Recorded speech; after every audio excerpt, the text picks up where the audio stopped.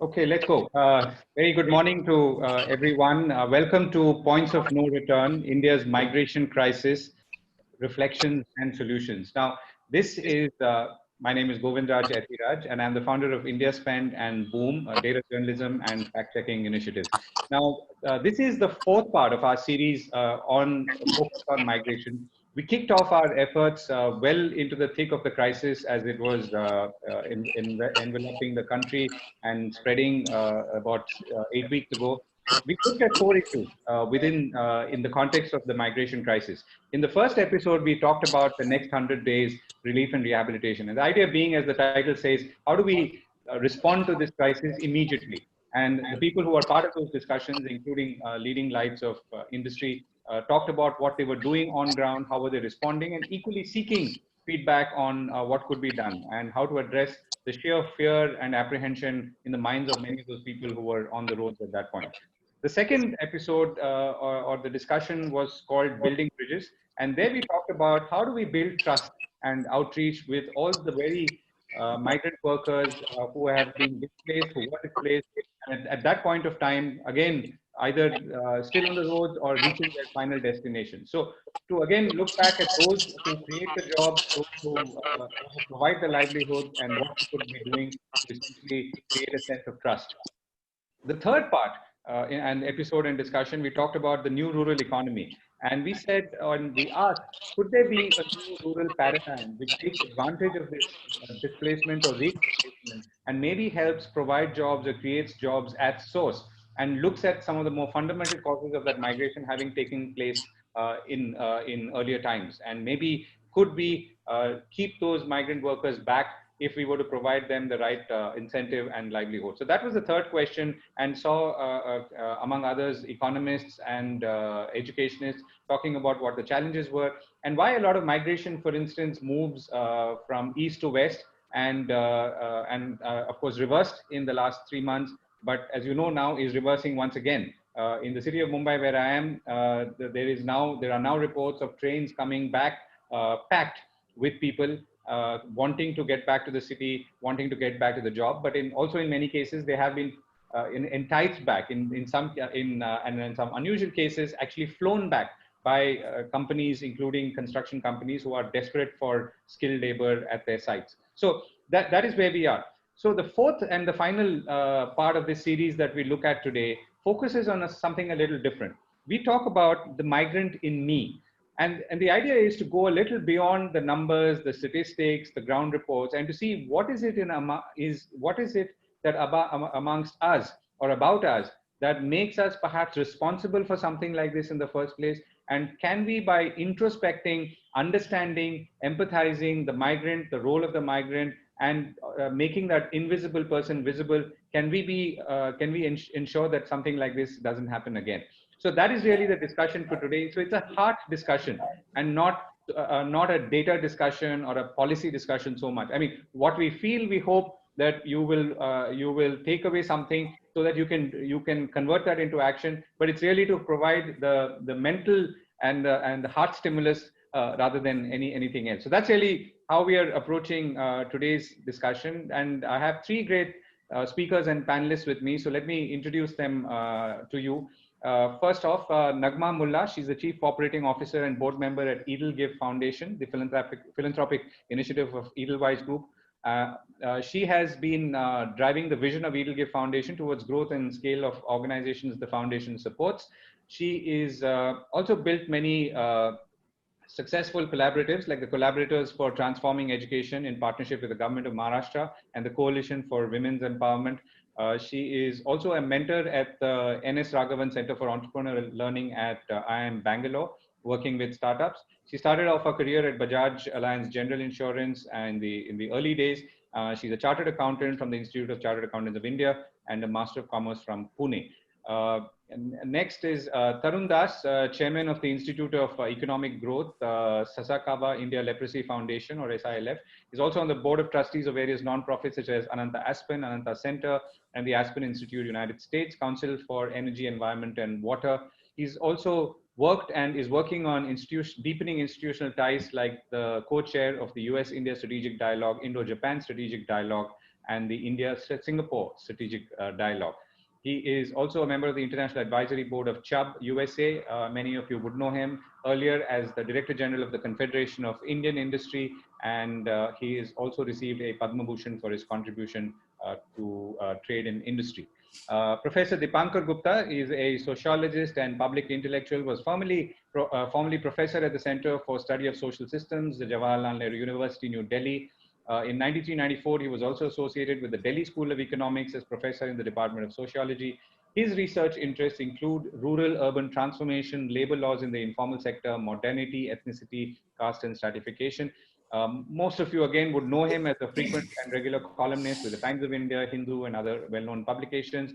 He's served on boards of institutions like the Reserve Bank of India, the National Bank for Agriculture and Rural Development, and he started and led KPMG, the consulting firm's Business Ethics and Integrity Division at New Delhi, was also a member of the National Security Advisory Board and the News Broadcasting Standards Authority. He's also been on the board of the governors of Doon School. So there you are. Those are our guests for today. My apologies for a longish start off and introduction. The format is as follows. Each of our panelists are going to speak for about 5 or 6 minutes on the migrant and me and how they see this issue from their vantage point and their perspective. After which we will have a conversation where I invite you to share your questions, comments, and thoughts, and hopefully we will make this an interesting and engaging discussion. To my panelists as well, feel free to join in and butt in when you feel like. Treat this as a conversation around the table and not just, as the dreaded word goes, a webinar. On that note, let me invite now Mr. Das to kick off proceedings. Thank you, Govind. This is a wonderful subject, the migrant in me.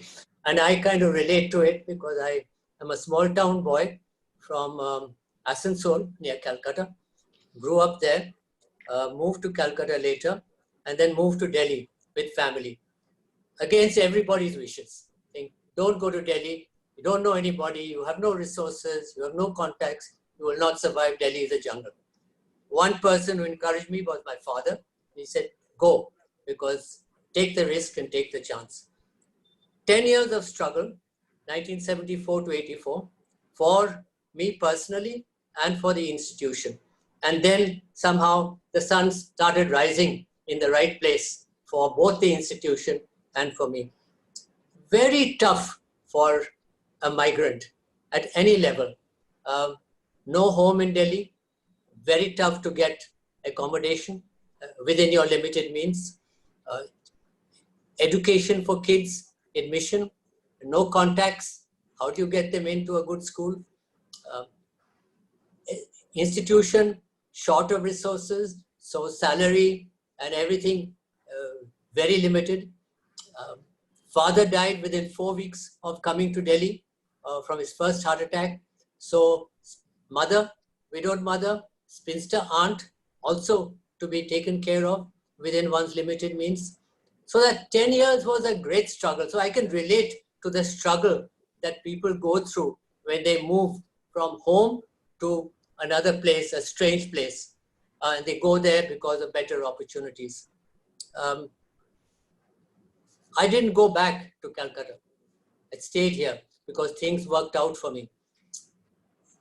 I feel now the migrants who have gone back, I hope we can build for them a different future. I hear what you say, that migrants are coming back, the companies are inducing them, attracting them back, but I hope many will stay, because if we can create opportunities for them in their home area, in terms of employment, in terms of self-employment, in micro-entrepreneurship, and I believe there's a great opportunity there for micro-entrepreneurship.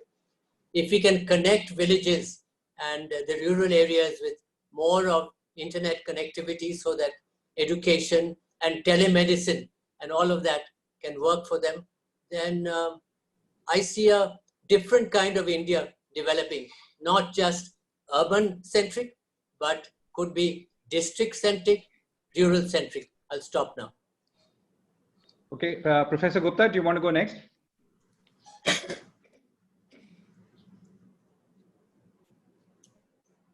You're on mute, Professor. Yeah.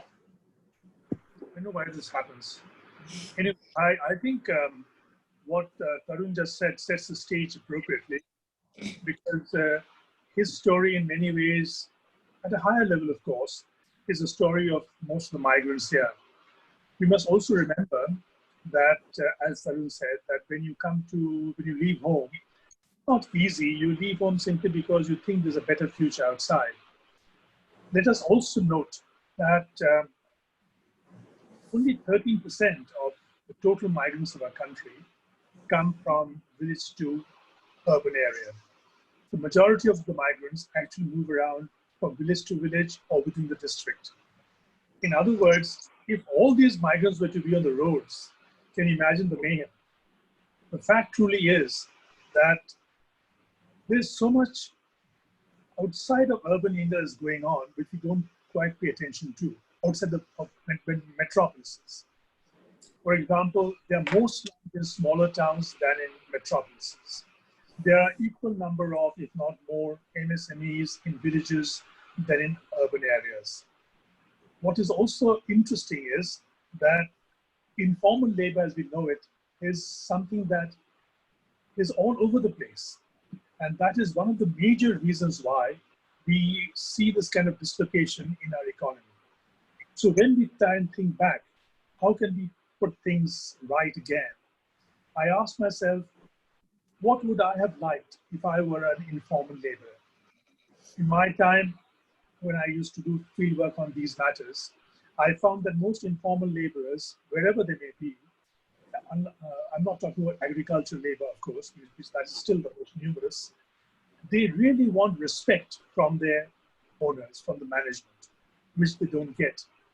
And because of that, they are footloose and they leave whenever there is any crisis. I think with people like what Tarun said, my father too, he was also a migrant. If they see some chance of permanence, they stay back. And that kind of respect is something that I feel that laborers need, and we don't give it to them. I was also quite surprised, and I don't know to what extent I should trust this data because it doesn't quite gel with my own experiences, that about 70% of those who live in slums live in their own homes, and only 30% of them are in rented homes. But be that as it may, a majority of those who are on the streets are there because they can't afford to pay the rent because there is no income. But that is something that needs urgent attention. Why don't these migrants have enough body mass, as it were, in their economy to survive even a week, 10 days, 15 days without a salary because they cannot pay their rent? That is something which is really, really heartbreaking. And that is why they have to get up and leave. I've met some migrants, so I can't say I've done any field work in this matter, who said that they've left, they're leaving for home because they really came to the urban area because they wanted their children to be educated. And if children's education is to be halted, not quite, schools not quite function, what's the point of being there? So coming to urban areas, leaving home, migration, whether to urban or to smaller towns or to other villages, is because people are desperate and want to get something done, and more than anything else, for their family. It is not for want of trying that they are where they are. As you know, the secondary school and even primary school, of course, secondary and tertiary education enrollment is really, really ballooned. We also know the number of people who are in the so-called NEET category, as they're educated but not employed, not in training. But these people are there, and yet there are no jobs for them. Those who are trained in vocational institutions don't get jobs which are specific to their training. Now, all of this tells me that we have to do something about our industrial sector, our economy, which is really, really waiting to be overhauled. We have so far neglected that dimension. We have kept tinkering with it. Even now, apologies to those who might take offense. I think the MSME sector has been much lauded, but it's about time that we think big and think of how to make big industries, big enterprises that can then support labor in a formal fashion, that can then encourage R&D, that can then also encourage in-house upskilling of workers. You see, I think at the end of the day, not only do workers want respect from their owners, but to a large extent, this is something we don't quite realize because there's this fear of working class takeover, but to a large extent, promoters also want to keep the good workers on their side. they also want committed workers. But given the Industrial Disputes Act, none of these can happen really in a full-fledged way. So I think we should think big. We should first of all dismantle the Industrial Disputes Act, number one. Number two, we should try and devise ways and means by which we can get our industries to flourish in terms of technology, in terms of productivity, so that the workers and management, they all work together in harmony. Thank you. Thank you, Professor Gupta. Naghma? Yeah, thank you. Thank you. I'm going to draw a little bit from the, what Mr. Das and Professor Gupta have also said. I come from a background of philanthropy, and so I want to spend like a minute or two on why I see this even happen. And it's not COVID, I feel. See, we all, like they said, are either children of migrants or migrants ourselves. We moved, but I think as we became fluent, we also created a little bit of isolation in our worlds for ourselves. Whether it is living in, fenced societies, or whether it is sending children to elite schools, there is a gap that is coming from, there is a gap and a divide that is creating to empathy lapse. Because our empathy is very selective to the world that we live in, and that's how we've all become. The migrant in me, I find in many cases truly believes that I deserve to make it because I worked so hard, and I have personally heard it from 3-4 people in the recent times also, that the poor are lazy, and then, see this happens because of that. This is nothing, nobody's mean, nobody's trying to, intentionally be mean every morning, but it's because we've not really been engaged with any circle that is beyond ourselves, which is creating a huge, we don't even see the problem anymore. And that, I think, is the core of a lot of things that we've seen played out. Along with that, there is an interesting phrase I've heard in the last 10 days, which is not in my backyard syndrome. So now that I do get empathy when I see there is a problem of this magnitude, which is flashing all over my Facebook and my Insta and everywhere, I want the problem fixed, but I don't want to have it fixed close to me or in my backyard. And that is a big problem too. I feel if we respond through responsibility and then charity, this at least has a way of being fixed. And that is where my panelists earlier, their lessons become very important. Employers taking responsibility of their labor is extremely important. Instead of employers donating, and it's not to undermine donation, but it means that at least let's worry about those stakeholders in our circles or in our last circles who are dependent on us, and we need to take strategic decisions to ensure they don't fall off the grid or they don't end up in a space of hopelessness. And this I find at the core of a lot of problem, whether we are seeing migrants walk back home or whether we see them come back in. This problem, unless we identify this big gap in the way we view the problem, how can we fix it at the root cause? There will be trauma in the way they are brought back to.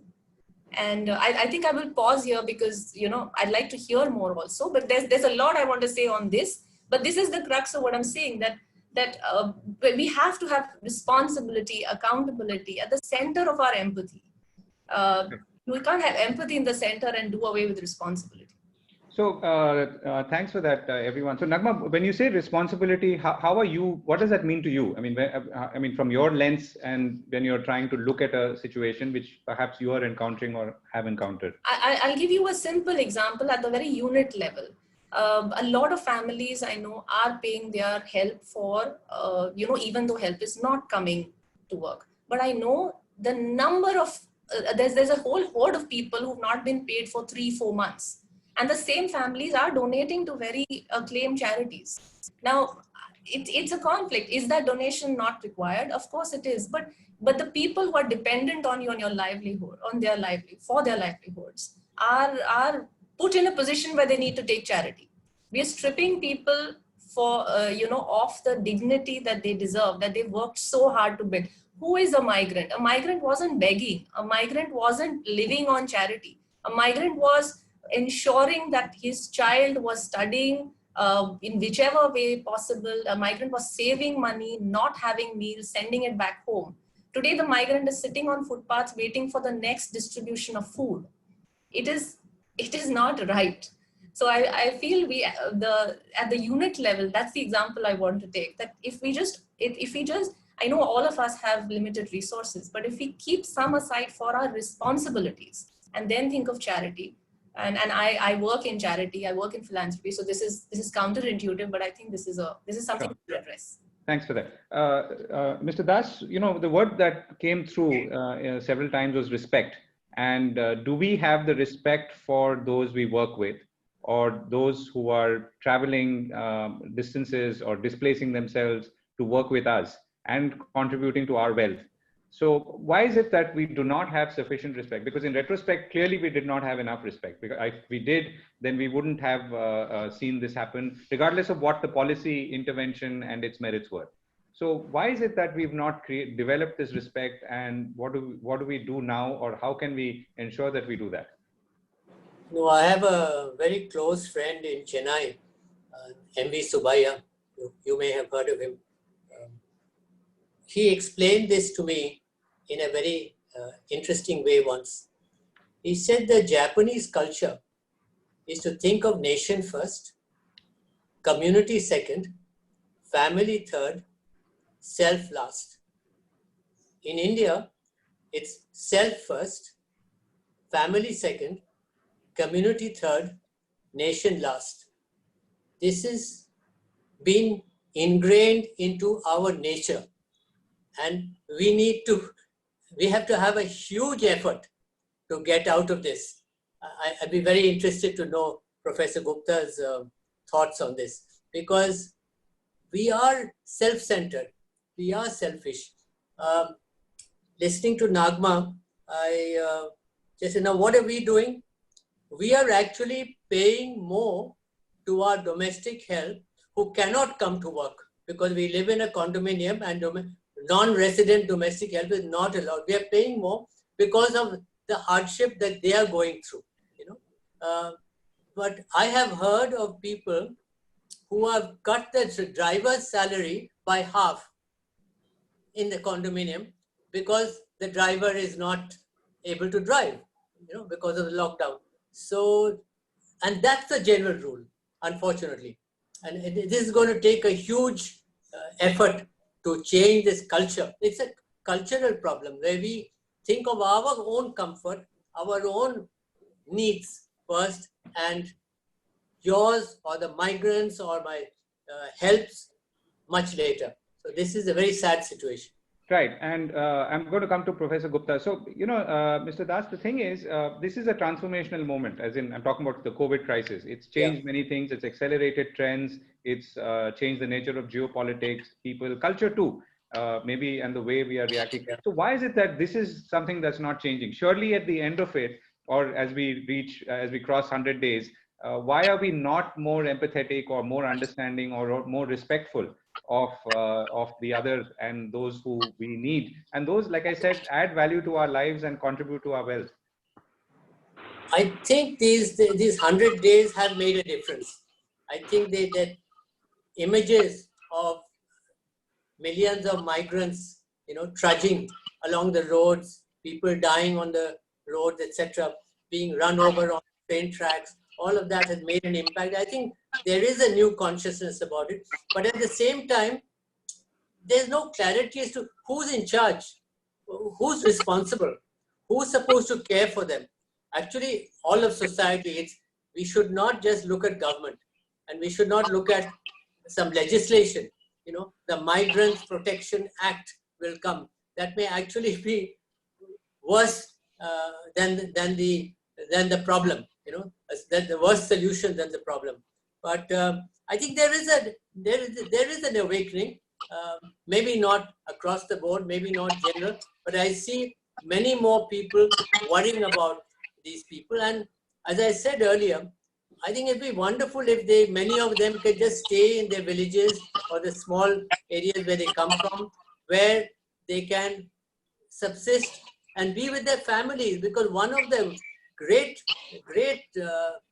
worries that I have is that they come, they leave their families, they come alone, they live in slums, 7, 8, 10, 15 of them men together. They don't realize their dreams of jobs, and they turn to violence, they turn to crime, they turn to all kinds of other lawlessness, which we face in the urban areas. So we need to focus very much on helping to rebuild a new kind of rural economy. Okay, so I'm going to come back on more specific solutions. Professor Gupta, so here's a comment from Devinder Singh, who says, and then I'm going to toss to you. He says there is a need to look at the migrant more than just the economic being. Most of the commentaries on migration crisis view migrants as economic beings, and that they are there to contribute their labor in the whole economic ecosystems, ignoring different facets of migrant life. For example, one of the motivations of them moving to urban areas is to build a good future for their children, through better access to education, which Professor Gupta, my teacher at JNU, and of whom I'm highly proud of, has mentioned. Okay, so that's your cue. Yeah, I think, well, thanks very much, Govind. Yeah, I do believe that the poor in our country are trying very hard not to stay poor. They don't feel that there's something romantic about being poor and pure. And they want their children to get educated.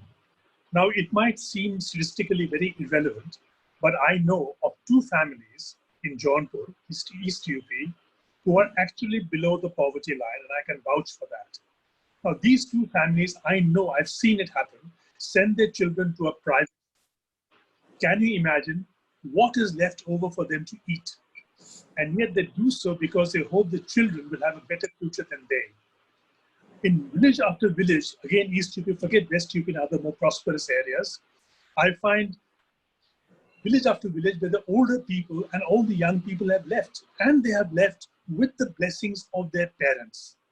Their parents encourage them to leave, look over the mud wall and see if there's a signal beeping somewhere that might take you away, and Godspeed. That's the way they look at it. So you see, as I said earlier, there is no want of trying. The poor people do want to move on. And this is where I want to take up 2 issues which had come up, very important one. One is Naghma, the other is, of course, Tarun's. Now, I think what Naghma said is very, very right, and that, in fact, links the 3 of us. Because once in a CII meeting, I had mentioned that CSR should not be about philanthropy. CSR should begin in your backyard. You should first and foremost see what is good for your customers, for your workers. That is where CSR should begin. It should not begin by just writing out a check. So when the CSR thing began, the government of India saying that you must give such a percentage for CSR, I was not very happy with it because that did not mean any involvement on your side. Philanthropy is very good, but philanthropy should be in its place. It cannot replace CSR, as CSR really begins at home. So if CSR began at home, can you imagine what would have happened? These workers would have been given shelter by their promoters and owners, because that's what CSR is all about. Second, and I think this is also very important, about Japan that Tarun mentioned. You know, when I went to Japan, that was the first time ever in my life that I felt like a foreigner. I never felt like a foreigner in Europe or anywhere else, but in Japan I did, because the people there were so different. They were so, quote unquote, altruistic in a sociological sense. That is, they thought of the others before they thought of themselves. You might remember when this terrible tragedy happened on the atomic reactor, people were waiting for their turn in a line, disciplined queue. People were waiting there. No one was jumping the queue, no looting, nothing of the kind. Japan is really a model in some respects. But after having said that, I should also mention that the family did not come first in Europe for a number of reasons. And that really began with the establishment of citizenship, by which I mean the establishment of medical and educational rights for everybody. That loosened the hold the family had. About 30 years back, a little more than that, my wife was seriously ill in Canada. And I said, well, I told her, I'll spend the night here with her. And the doctor said, no, you will not. This is our job. We are going to look after her. You are not. And as family members, we were not given privileged access to the patient. That's because the state said it is our responsibility. Now just imagine 2 generations growing up with that kind of ideology that would immediately put the state ahead of the family. Today, the state doesn't do anything. So when my father fell sick in India, my brother and I were standing outside his door 24 hours because we knew anytime they might say, get this medicine, get that medicine, get this check done, get that check done. So we had to do it, or give us money. So we had to be there. None of that happened in Canada because it was universal health. So the family recedes. You love your family, that's fine, but you don't depend on them, don't sort of cling to them. That clinginess that is there in our society today is of course, because we love our children and so on and so forth, but primarily because of the dependency structure. So in my view, if you want to get out of that, you must first and foremost enhance citizenship. Citizenship provides everybody with a baseline which makes everybody at base equal, which means education, health, and unemployment insurance. Once these things are done, I believe that you will be in a better position to live up to what Tarun Das wants us to. Okay, so there's another point and a question from Dr. Anita Patil Deshmukh, and she asks, how much does caste play into not having respect for people like lumbers, electricians, or drivers? And then separately, how do we build a green rural economy that would help our rural population? Professor Gupta, do you want to take that on? And I'll come to Naghma as well. You see, caste plays a very important role in our country, especially in private matters, especially in marriages. Not in urban areas and villages too. I was very surprised, in 2002, when I went to East UP, I found people of different castes. This is East UP, that is to say Bhadoi district. In East UP, I found different castes sitting together in a tea shop and drinking tea, something that was quite unimaginable in 1980. In 1990s, I saw much of this in Southwest Maharashtra. But in East UP, I was really quite staggered. Number 2, I also found a large number of migrants who come to work in Surat, Vapi, Bombay, Thane, etc., etc. Many of them come because of family recommendation, because their cousins have called them, but 20% or more are because friends have called them over. So friendship is also gaining salience in relationships in the village. Outside of the village, caste does not play an important role other than the private aspects. So there is caste identity, but the caste system as a system doesn't really operate anymore. And I hope you understand what I mean by system. The identity, yes, I am proud of belonging to a certain caste. I want my children to marry to a certain caste, but I cannot enforce caste obligations on other people in terms of systemic behavior, which was possible in a closed village economy where the hierarchy was pyramidal in character. So today, what do you have? You have caste energies pouring out in terms of caste politics, which means that there's a lot of caste competition, which should not have been there in a traditional caste system where it is obedience and not competition that matters most. So what we see in our country today is caste identity playing a role, but when your pizza delivery boy comes to your home, do you ask the person which caste he belongs to? When you get paid, when you go to a cafeteria and you get your coffee and croissant, do you ask which caste does the person belong to? No. But when you want your daughter to get married, you want to be very, very certain. You know what Salman Rushdie said once? I think it was a great quote. He said, a metropolitan experience is one when you cannot determine who your neighbor is going to be. In my view, we should go further. And we should say a metropolitan experience is one where you cannot determine who your son-in-law is going to be. And that is what's going to happen in another 50 years or so. As far as agriculture goes, I think we cannot just tinker with agriculture. We have to make land titles firm so that people can leave their land and encourage contract farming. Today, small farmers do not want to enter the contract farming circuit because they're afraid that the land to tiller program, which at one point meant protecting the poor, today hurts them because if they leave their land, they don't know they'll get it back.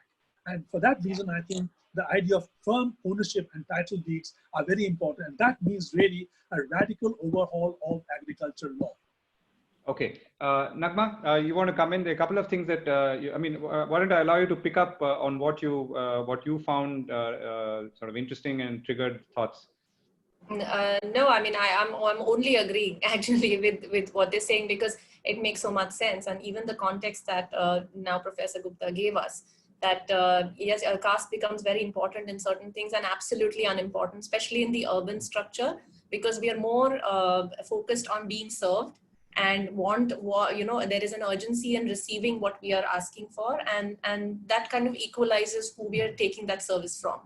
But I want to address the second part of what Dr. Anita has also mentioned, which is how do we build a green rural economy that will help the rural population, is basically going to the rural population and figuring, we'll have to go local in a lot of cases if we want to make those local areas self-sustainable. And we will have to give the power in the hands of the people who reside there to decide how they want to structure solutions. So farmers buy from farmers of the place, for even if it's relief distribution in that place. Goonj actually pulled it off very well. And a lot of other social sector or community-based organizations are actually succeeding and have been able to navigate these months because they use the resources of the place for that place. And that's how, you put the power back in the hands of the people, and you enable the economy to start from, scratch or build the broken blocks at all. Right. Okay. Mr. Das, can I come back to you? So when we talk about respect and respect for the other, and then we encounter the layer of caste, then are we truly, realigning ourselves to respect in the manner that it should be? We are going in the right direction, but I want to go back to what you said, that in Bombay, companies are bringing, migrant workers back. So how are they going to show some new respect?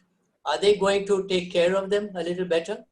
Are those people just going to go back into the urban slums of Bombay?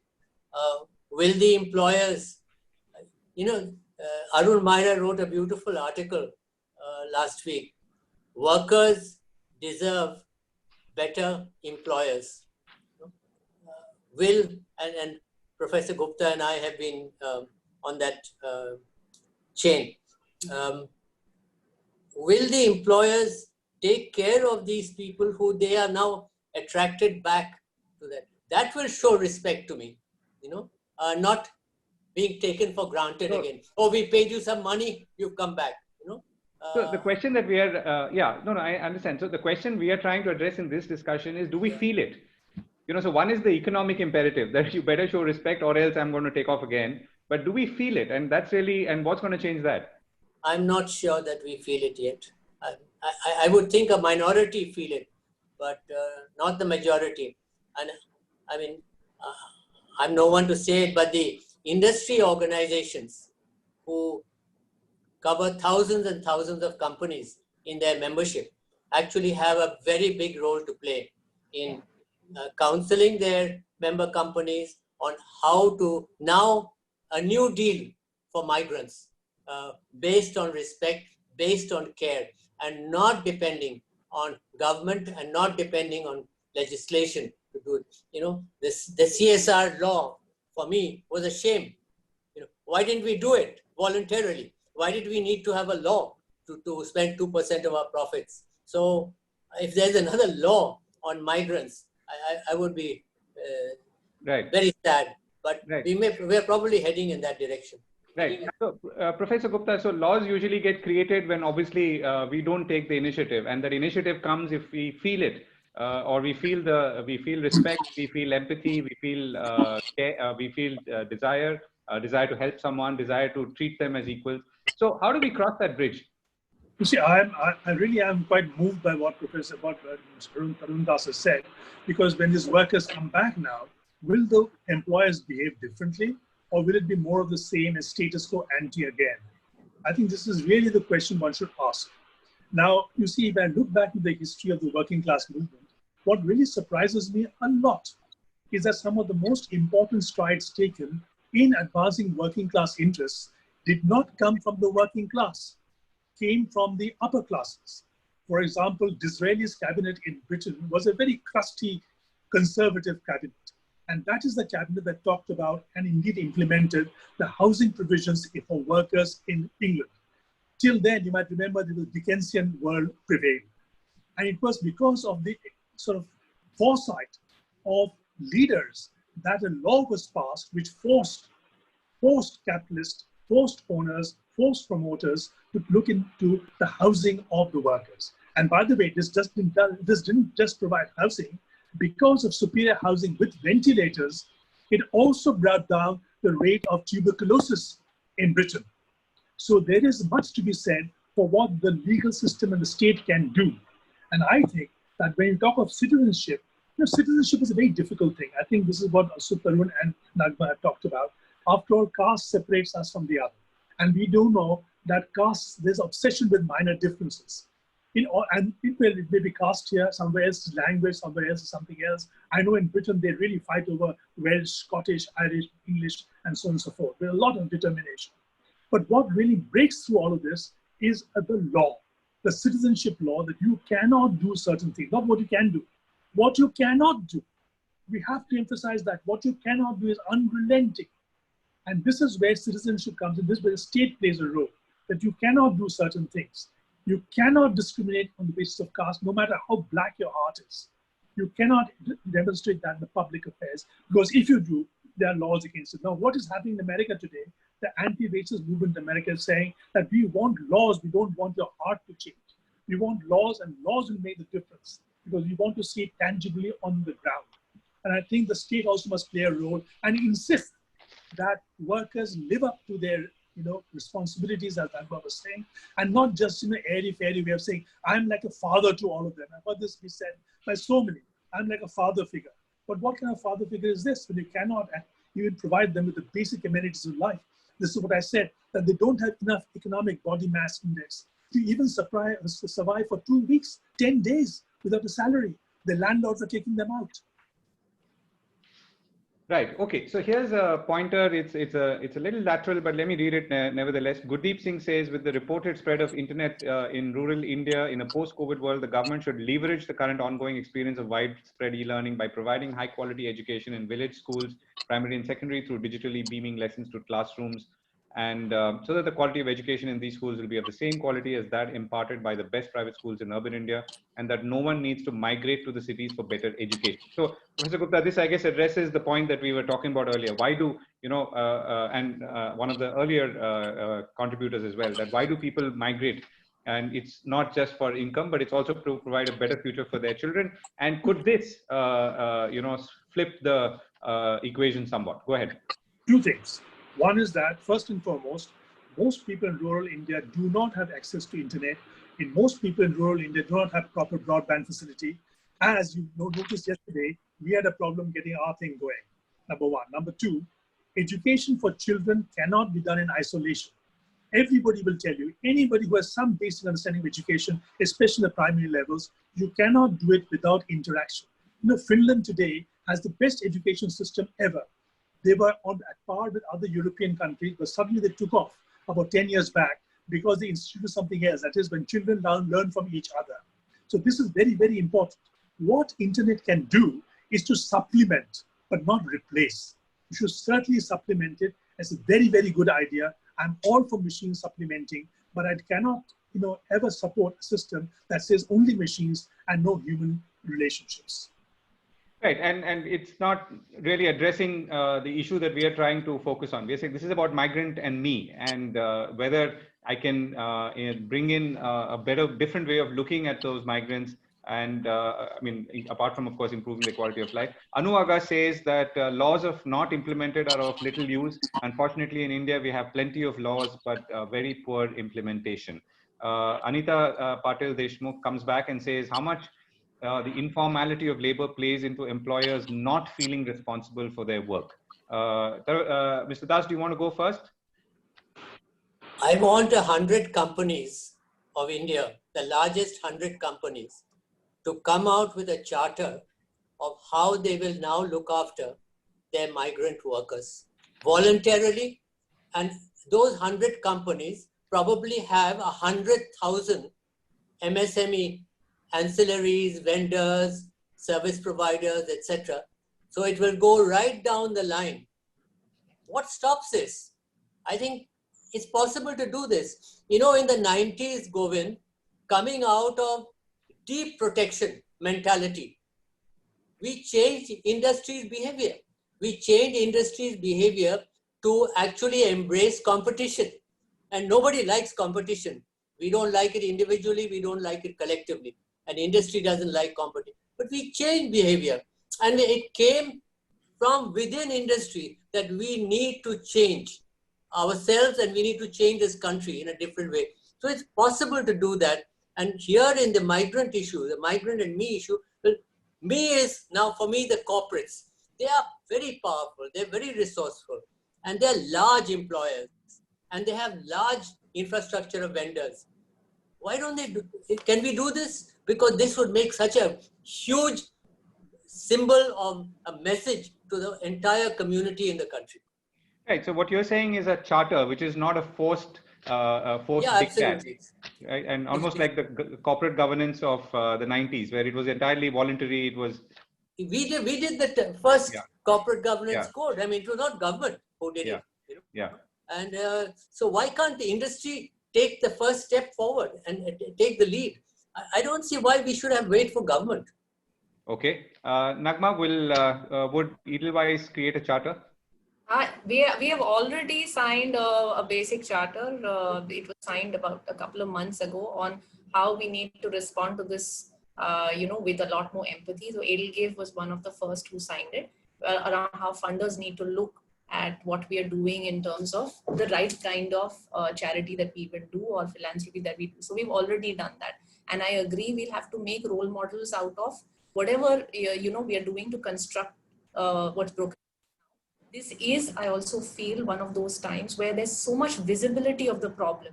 See, we cannot now pretend or, we cannot plead ignorance of what's happening. The problem is right out there, and building it together is I think this is the opportunity.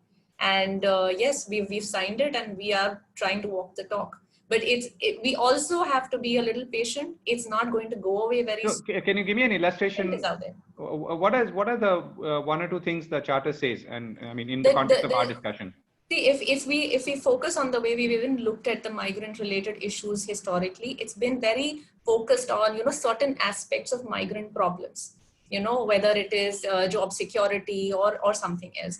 What we are basically saying is, in this time, we have to look at even philanthropy as an enabler. So it's high time to support the local organizations that have been the front runners in solution providing. All these local NGOs in this country have actually responded to COVID, starvation, income security issues, and migrant crisis over a day. They've been out there in thousands on highways. And the stories that they have to tell are phenomenally tragic. They have been invisibilized. The help workers have been invisibilized. Their salaries are not being paid. We're starting for something as simple as that. Let's relook at the way we do philanthropy by respecting that philanthropic organizations need to pay bills, before we even put out the large mandates. And so we're really talking about looking at our finances to help the problem and not create a bigger problem. Okay, so let me take a question and then supplement it with another question. And I'm going to come to you, Professor Gupta. So the question from Vivek Kumar is, who's watching on Facebook, is what should our children be learning? Unfortunately, the debate around learning has moved to outcomes now, to mediums. What is the future role of civil society in changing this narrative? Where is the voice of children in all of this? And the supplement to that from me is, if we want to talk about respect, if we want to talk about appreciation of me and the migrant, children are a good place to start. So, Professor Gupta.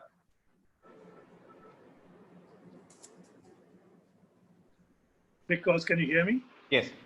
Okay, children is a good place to start. I remember when my wife was asked by school where our son was going to talk to little boys and girls in class 2, and she told them about how different myths have so many things in common, and little boys and girls were very, very excited about it. When she gave the same lecture to class 10 students, they were bored. So you see, children really at that age are ready to absorb. And I think that one should really strike at that point. That's very, very important. And, what should they learn? They should really learn the basics again and again and again. There is no limit to overloading children with this kind of basic ethics of citizenship. There's no limit to it. One shouldn't talk of morality in classrooms. One should talk in terms of ethics and citizenship. That is what's most important. And the more you dim that in, the better it is. Some things really do with a lot of overloading, and this is one such area. The other one, which I want to also talk about, because I think Tarun raised a very important point, That is, 100 corporates should sign up publicly and say, this is what we're going to do. And this is what we will do not only in our companies, but down our supply chain. That is very, very important because you might remember, I think it's 2006 or 2005, Tarun would probably know, Arjun Sen Gupta headed a committee on unorganized labor. And that committee showed that 46.6% of what the organized sector produced was through informal labor in the unorganized sector. Today, I believe it has gone up to 62%. So a lot depends, therefore, on the corporates to clean up their act. And if they were to do so publicly and openly, it would be a great impetus to this movement. Naghma is quite quiet. We've got this opportunity. It didn't happen earlier. Sadly, it's happened now. But let's not blow this chance. This is one-time opportunity that we should really take advantage of, or else we'll regret it the rest of our life. So I have another question. You've used the term citizenship quite a few times now, and I guess some of us understand citizenship in a certain way, but the way you've defined or defining it is a little different. And I think maybe it'll be useful for everyone to understand why you are using that word so much. But before that, let me bring in another interesting comment from Gurdeep Singh, who says, surprisingly, internet access is improved. I'm joining this webinar sitting 1 kilometer away from the nearest village beyond Ranikhet, using a data dongle, in brackets Geo. So there's a plug for Geo and for Gurdeep Singh. Thank you for joining us from where you are and spending your important time. Okay, Professor Gupta, it's over to you. Citizenship. Yeah, very often people think that citizenship is just about voting. People also think that democracy is very easy. So most countries in the world call themselves democracy of one kind or the other, or a republic of one kind or the other. But actually speaking, democracy is a very, very difficult act. It's a fragile plant and needs constant care. It's in a greenhouse. A slightest thing can upset it, which is why democracy very often steps back and then takes a inch forward, steps back again. Why is that so? Because democracy says there is something called fraternity. And fraternity doesn't come easily to us. I found this in anthropology, regardless of time, space, or geography, whether you're the Kungsan people in so-called Stone Age, quote unquote, Kalahari Desert, or you're in China or in India or in Britain, no matter where you are, everybody thinks that they are the best. And others are not as good as they are. The Kachins, for example, believe the Shans actually have a tail which they're hiding under their clothes. So there's always this kind of prejudice against others, which is the natural anthropological reality. Citizenship attacks it four square. And this is what Babasaheb Ambedkar said, that to be able to actually establish fraternity is a very, very difficult task. And that is what we need to do. So when I said that everybody should have the basics, education, health, unemployment insurance, housing, what did I mean by that? That at the base, we are all the same. After that, go ahead and be different. Go ahead and be different. This is what T.H. Marshall said. Let us be similar at the base and let structures of inequality develop on that base, but let us not perjure that base. That base is very, very important. That for me is citizenship. Okay, Mr. Das, the migrant in me, how are you now viewing this discussion? And we're also running to the end of our conversation. So I thought I'll collect a few thoughts by way of synopsis and distilled thought. So what does the term migrant in me mean to you? And we are also saying that this is about reflections and actions. So what is the action points? I mean, you've given a very critical one about creating charters. And I think what Professor Gupta also added to it is a charter should not be for your immediate company, and make sure that it goes all the way downstream and covers all the people that feed into you or supply into you. What are the other takeaways as we go away? So I see the COVID crisis as a very positive thing, because we are actually reflecting, we are actually introspecting, we are revisiting, the way we were doing things and the way we were behaving. So that's one. Just that whole process of reflection is very important. Second, on action, I think for me, a new journey is beginning. Let's talk about just specifically about the migrant issue. I think there is a new journey beginning out of the desperation, out of the insecurity, out of their running home, with great difficulty and with great struggle. I think a new journey is beginning because there's a new consciousness. So I'm optimistic that those 100 companies post today will actually something might happen. A CII or someone may take the initiative on this and put a very simple charter together to say, look, this is the way we're going to look after these people in future. And exactly what Professor Gupta said about housing, education, health, public health, because private health is beyond their means by and large. So I think there's a new journey beginning. I'm hopeful. Okay, Naghma, Yeah, what are you taking away from this, and what does Migrant and Me mean to you as we part? See, when we speak of migrant and me, we usually think of the migrant that succeeded. I think it'll be very important while we are at the cusp of something that could become very productive. We remember the migrant in me that was at its most vulnerable, and how bad it was and what it took beyond myself for me to overcome it, whether it's my parents or myself. And that is where I will loop in Vivek Kumar's question and Gurdeep Singh, who I will apologize in advance for. The fact is that even if we take the example of these two questions, we're talking about accessibility for those children who are in the far and beyond. I have better access. It's fantastic. But the fact is that most children have been left behind. And most migrants also have been left behind while they were walking their way back home. There were lakhs who didn't even have enough, 10 rupees to recharge. And we have to plan for that migrant and that migrant's child while we rebuild and we sign any charter. The charter will only be as good as the sensitivity and the intent we put behind it. So when I say migrant in me, I hope we remember what it was to be in the worst place at the worst time, in my most vulnerable avatar, while we replan. Right. So all those images we saw, those videos we saw, I hope we don't forget, and that serves as a permanent reminder and brings about these changes. Professor Gupta, last word.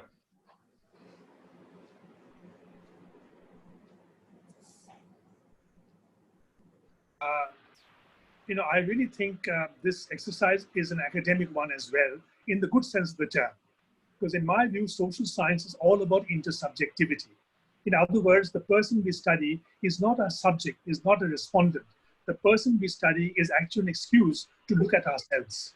And I think that intersubjectivity is a real thing. And I'm very upset at many of the sociological treatises, or even anthropological ones, which talk about the other. This is what the respondents say. This is what group discussions bring out. But what are you doing there? How has it actually transformed your way of looking at things? That aspect is not brought out. And for me, intersubjectivity is not only the basis of citizenship, it is the basis of social sciences, whether it's economics, history, or sociology. So I think this is a very, very important thing when you ask, the rubric of your talk today is a migrant in me. That is a very important thing. And one more point, last point, because I really like what Tarun said about 100 companies. But you mentioned my experience with KPMG when I started that division there.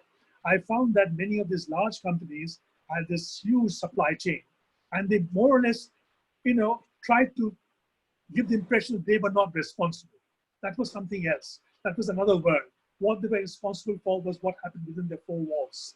But that is not legally correct or even morally correct. There are some companies, however, that did the supply chain audit. And therefore, I would say, to make Tarun's dream come true, we should insist on supply chain audit of every company that is now registered, at least in the stock exchange. Okay, thank you very much. And we've almost completely now run out of time. I think there are many, many points, but it's been a long journey. Like I said, we began with the next 100 days relief and rehabilitation. We talked about building bridges.